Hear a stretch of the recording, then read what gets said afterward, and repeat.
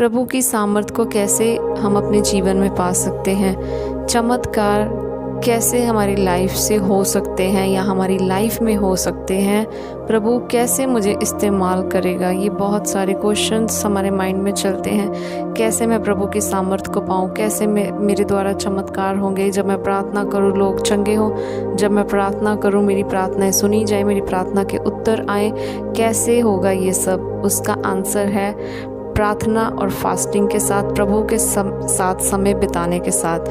जब हम प्रभु के साथ समय बिता रहे हैं, स्पेंडिंग टाइम विद गॉड, जब प्रार्थना में, फास्टिंग में प्रभु के साथ समय बिता रहे हो, प्रभु के वचन में लिखा है सामर्थ परमेश्वर का है, और जिसके पास सामर्थ है, जिसका सामर्थ है, जिसके पास शक्ति है, जिसके पास अनॉइंटिंग है, जिसके पास पावर है, अगर उसके साथ समय बिताओगे तो वो आपको अपनी सामर्थ देगा। और अगर आप उसके साथ समय नहीं बिताओगे तो वो सामर्थ जो है वो नहीं मिल सकती। अगर सामर्थ चाहिए प्रभु की, अगर अनॉइंटिंग चाहिए, अगर आप चाहते हैं प्रभु मेरे जीवन के द्वारा बड़े बड़े काम करे, क्योंकि सामर्थ उसी से मिलेगी। अगर पावर चाहिए तो उसके साथ समय बिताना भी बहुत ज़रूरी है। सामर्थ परमेश्वर का है, वो जिसको चाहे उसको दे सकता है, क्योंकि वो उसकी ख़ास चीज़ है। वो कोई भी किसी को अपनी ख़ास प्रेशियस चीज़ ऐसे ही नहीं देता।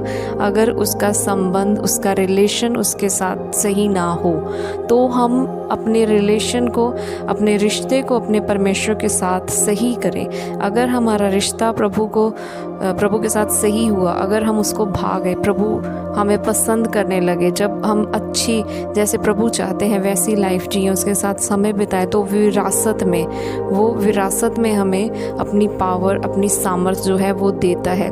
पावर और सामर्थ जो है वो प्रभु की है। जब मूसा ने 40 दिन 40 रात परमेश्वर के साथ माउंट सिनाई पर, जब उसने अपना समय प्रभु के साथ बिताया, जब उसने दुनियादारी को छोड़ा, जब उसने अपने सब कामों को छोड़कर सिर्फ परमेश्वर की ओर देखा, प्रभु के वचन में लिखा है प्रभु ने उसको सामर्थ दी, और उस सामर्थ के साथ उसने इज़राइलियों को, उसने प्रभु के लोगों को मिस्र की गुलामी में से बाहर निकाला, जो इम्पॉसिबल था। सिर्फ और सिर्फ परमेश्वर की सामर्थ ने उनको वहाँ से बाहर निकाला, और वही सामर्थ वो आज हमें भी देता है।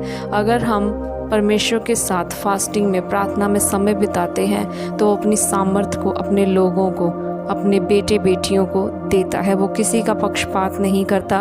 वो ये नहीं सोचता ये पास्टर है, ये अपोस्टल है, ये प्रॉफिट है, और जो कलीसिया है उनको मुझे सामर्थ नहीं देना, जो सिंपल लोग हैं उनको सामर्थ नहीं देना। जो भी अपने लाइफ में प्रभु की सामर्थ को लेना चाहता है, चाहे वो सिंपल बिलीवर है, चर्च में जाने वाला है, प्रभु उसको भी अपनी सामर्थ आज देना चाहता है, क्योंकि उसने अपनी सामर्थ को उंडेल दिया है। जोएल में लिखा है वो अंत के दिनों में अपना आत्मा बहा देगा और हर एक शरीर में भर देगा।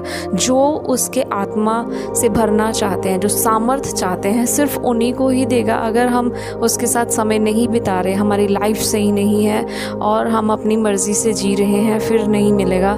पर अगर हम परमेश्वर की इच्छा से, जैसे प्रभु चाहता है वैसे उस ढंग से अपनी लाइफ को जब परमेश्वर के सामने सही करते हैं, उसके साथ हमारा रिश्ता सही होता है, तब प्रभु अपनी सामर्थ के साथ अपने लोगों को भरता है और उसके जीवन के द्वारा प्रभु बड़े बड़े काम करता है। God bless you.